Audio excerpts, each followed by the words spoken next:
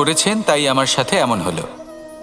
ওই ব্যক্তি যদি এমনটা না করতেন তাহলে আজ আমি ওই স্থানে পৌঁছতে পারতাম।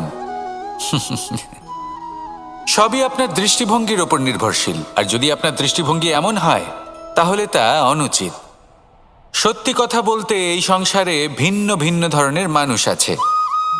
এটা আপনার ওপর নির্ভর করছে কিভাবে তাদের স্বাগত জানাবেন।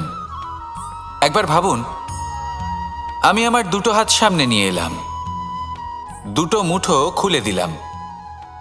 দুই প্রকারের মানুষ আসবেন, কিছু না কিছু দিয়ে যাবেন। এই মুঠো যদি আমি বন্ধ করে দিই তাহলে না কেউ আমাকে কিছু দিতে পারবে, না আমার কিছু যাবে আসবে। নিশ্চয়ই বুঝতে পারছেন এই দুই ধরনের ব্যক্তি কারা এবং তারা কি দিয়ে যান। আমি যদি নিজের মুঠো খুলে দিই তাহলে কিছু ভালো মানুষ আসবেন, আমাকে আনন্দ, সন্তুষ্টি, জ্ঞান প্রদান করে যাবেন, ভালো অভিজ্ঞতা দিয়ে যাবেন। কোনো খারাপ ব্যক্তি যদি আসেন